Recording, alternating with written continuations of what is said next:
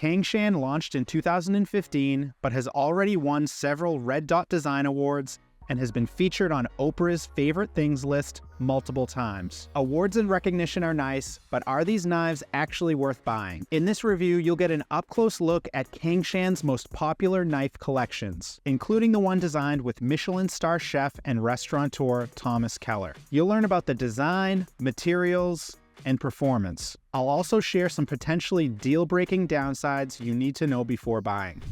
The first thing you need to know about Cangshan is that they make over 24 knife series. You can get Western-style knives, Asian-style knives, and hybrids that blend attributes of both. Cangshan's most popular series are the Thomas Keller Signature Collection, Yari, Haiku, and Helena. The Thomas Keller Signature Collection, designed by Michelin-star chef and restaurateur Thomas Keller, features slightly curved blades with a tapered bolster. The durable polymer handle is ergonomic, with a curve at the end to cradle your pinky, and a single rivet with Keller's signature. Yari series knives have a Damascus pattern on their blades and traditional Japanese wa handles with a stylish red accent ring and a mosaic rivet. The handles are made of G10, a hard woven fiberglass material that's lightweight yet dense and water resistant. Haiku series knives also have Damascus blades, but instead of G10 octagonal handles, Haiku handles are made of ultra-dense African blackwood and are straight with rounded edges. If you look closely, you can see subtle wood grains. Helena series knives feature thick German steel blades and durable polymer handles. The handle has a steel butt end and a slightly curved profile that fits your palm comfortably. This handle is thicker than most, so it's ideal for people with larger hands.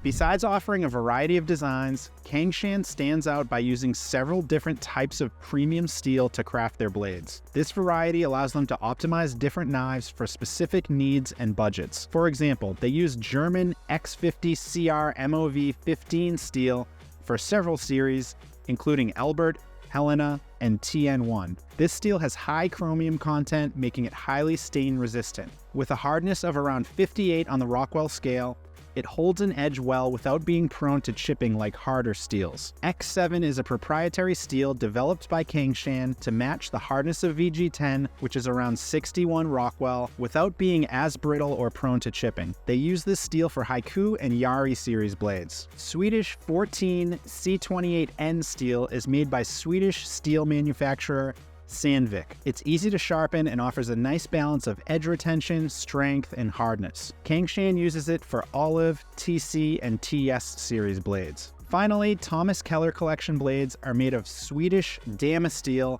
RWL34. This powdered steel has a fine grain structure, which results in excellent strength, corrosion resistance, and hardness, up to 62 Rockwell. One of the first things I noticed when testing Cangshan knives is their sharpness. Each blade is sharpened to a 16-degree angle per side. With this fine edge, they slice effortlessly through soft ingredients as well as dense foods like squash. Here's a look at the Thomas Keller knife. Here's the Yari series, and the Haiku series, and the Helena series. Cangshan claims on its website that its knives outperform other brands made of the same steel. The two metrics they use to prove this are initial cutting performance, measuring the sharpness of a new edge, and total cut card, measuring edge retention. Both metrics are tested using special Catra machines. While Cangshan's scores are impressive, they don't disclose the brands they are comparing to or provide much detail about the tests, so take these results with a grain of salt. That said, all 4 Cangshan knives I've been testing have excellent performance. They're razor sharp out of the box and maintain their edge well, especially the Thomas Keller, Yari, and Haiku series, since those blades have harder steel than the Helena series. Another thing I appreciate about Cangshan is that most individual knives come with a magnetic knife sheath to protect the blade and make it easy to store and transport the knives safely. The sheaths securely attach magnetically to the blade and stay in place even if you hold the knife by the handle with the tip pointing down. Cangshan offers a range of prices for every budget. For example, their 8-inch chef's knives range from $40 to $200, and they have several options in between. The price of each series varies based on the materials. At the high end is the Thomas Keller series with its powdered Swedish steel blades, and on the lower end are the Alps and D series, which are made of German steel and cost less than half the price of the Thomas Keller knives. So far I've talked about the good things about Cangshan. Now let's talk about the downsides and why you might not want to buy these knives. While Cangshan knives look impeccable at first glance, you'll see some imperfections when you look closely. For example, the Helena rocking chef's knife has tiny gaps between the steel tang and the plastic handle scales. You can feel the gap when running your fingernail over it. The transition is not perfectly smooth. I found similar uneven gaps on the Thomas Keller chef's knife handle. Also, the blade edges on the Thomas Keller chef's knife are not ground symmetrically. One side is higher than the other. This may seem like nitpicking, but when investing a significant amount of money into knives, you want the little details to be perfect.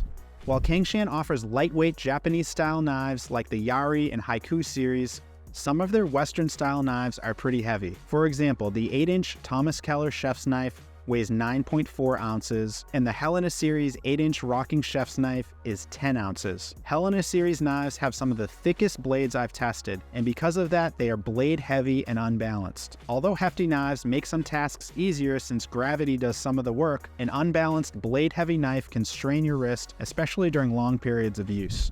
The X7 and Swedish steels Cangshan uses for many of its blades are extremely hard, with ratings of 60+ on the Rockwell scale. The advantage of hard steel is that it stays sharper for longer, but harder steel is more brittle and prone to chipping. If you slam the knife against a cutting board or try to cut through hard items like frozen foods or bones, the hard edge can chip or crack. Because I know this and I'm careful with these knives, I haven't had any issues, but if you search negative reviews of Cangshan, chipping is one of the more common themes. If you're not used to using harder blades, it's something you need to be mindful of.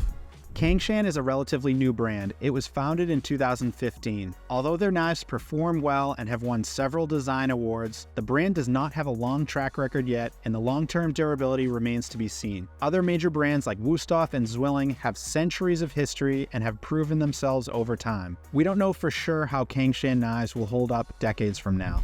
Cangshan knives are manufactured in the company's own factory in Yangjian, China. This region has a long history of cutlery production dating back over 1,400 years. However, many people perceive Chinese-made knives as lower quality than those made in Germany, Japan, and the US. If that's you, then you may see this as a downside. While my testing shows that Cangshan produces quality knives regardless of origin, I understand where the negative perception comes from.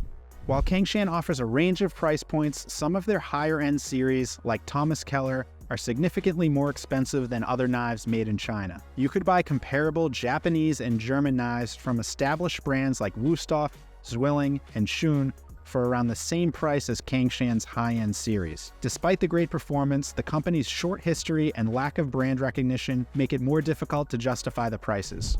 So should you buy Cangshan kitchen knives? After testing them for several months, I can confidently say that Cangshan kitchen knives are worth buying. But since they offer a wide variety of options, you need to do your research to find knives made with the materials and features that fit your cooking needs and budget. I really like the Thomas Keller Signature Collection if you're looking for Western-style knives.